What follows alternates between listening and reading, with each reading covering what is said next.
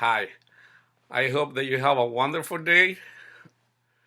There's some evidence of Jesus Christ outside the Bible, and I'm going to share it with you. I have seen a lot of people asking this question to preachers, and it's a very, very valid question. Okay. Now, I'm not here to argue with anybody. I'm just gonna share it, okay, to whoever wants to hear it. There's some evidence of the Son of God outside the Bible, okay? So, first of all, I'm a preacher, so my source is the Bible, okay? You don't have to believe that, but I do believe it, okay?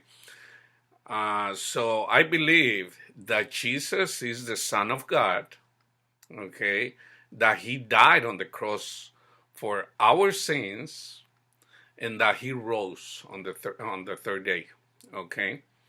Now, what does that mean? That means there's life after that, okay? So that's what we preach. And we also preach salvation. Now, I want to clarify this because a lot of people do not know what salvation is. Salvation, it doesn't mean, that you're not going to go to the lake of fire once you die. Salvation means that you can have peace in this life as a Christian. Okay, the salvation starts here. You can have a wonderful life in this life. Okay, that's what Christianity is. Believe it or not, a lot of Christians do not know that. Okay, so now, in order for me to answer the question, like I said, the Bible is my source, so I have to give it to you uh, from my source. Okay, this is what you do. Okay, in order for you to see the evidence of Jesus outside the Bible. Okay, you need to be like a little child. You need to be like a little child, meaning that you have to be humble. Okay, now we're not. Nobody is humble in this world. Nobody. Okay, but when calamity strikes, okay, we get humble. Let me give you an example. Okay, let's say that you're a college student. Okay, you're studying, and you're getting a lot of information in your brain, and the way the reason that you're doing it is because you wanna have a better life with education, right?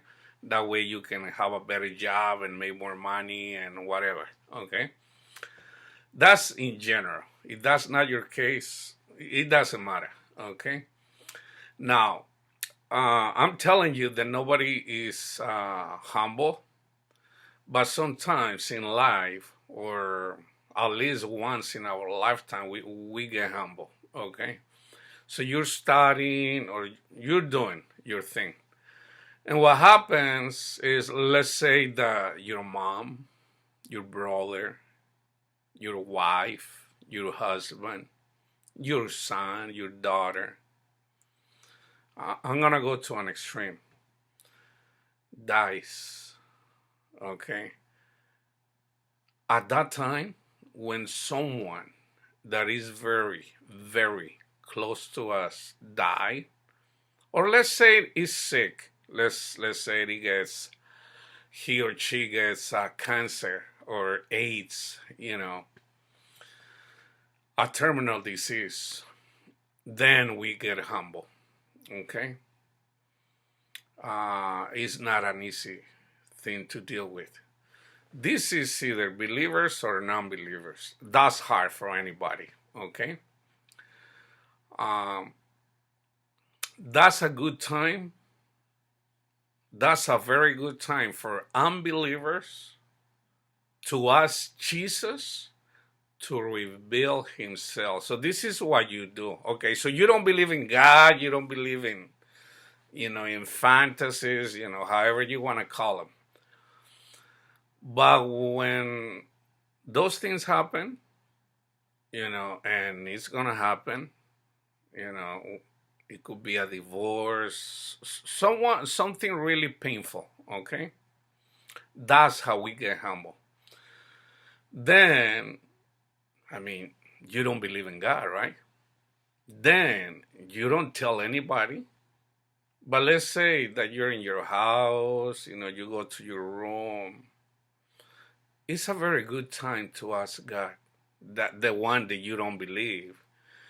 You ask Jesus, if you're really true, would you reveal yourself to me?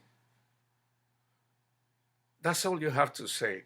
It has to be from the bottom of your heart. You really want him to be true, okay? Why? Because if you lose someone and you're about to lose him or lose her, it's going to be painful. Or if you lose someone, it's painful, okay? Then it's a good time to ask Jesus to reveal himself. And I'll guarantee that to you. He will reveal himself. Like I said, you don't have to go anywhere. You don't have to go to a church. You don't have to. Right there in your house, in the bathroom, in the park, you can even say it in your mind. You don't even have to say it, with your lips, with your mouth. Jesus, if you're truth, would you reveal yourself to me? That's all you have to do. Okay? That's all you have to do. That's the evidence. Okay? Now, I'm not making this video to argue with people, to try to convince anybody. That's not my job. Actually, in Christianity, it's not our job to convince people. The only thing that we do is that we preach Jesus to those who have ears to hear. Okay? And so there it is. When a strike comes into your life, it could be depression, it could be anything, something painful. That's just the way it is. There's no other way, because we have so much pride in us. We are prideful human beings. Okay? I'm talking about even prayers that have a lot of pride, that do not know Jesus. Okay? So, Jesus is real. If I tell you all the things that I have seen, that I have lived, you wouldn't believe me anyway. So there's no point on me trying to convince you that God exists, that Jesus is the Son of God, that there's life after death. I'm not going to convince you, period. So, because that's not my job. That's not the job of people to convince people. It's Jesus, the one that convinces people that he exists when he manifests in someone's life. So there it is. If you want truth, if you really wanna investigate it, then you do it. Then you do it. But that's the way you do it. Okay? Peace be with you.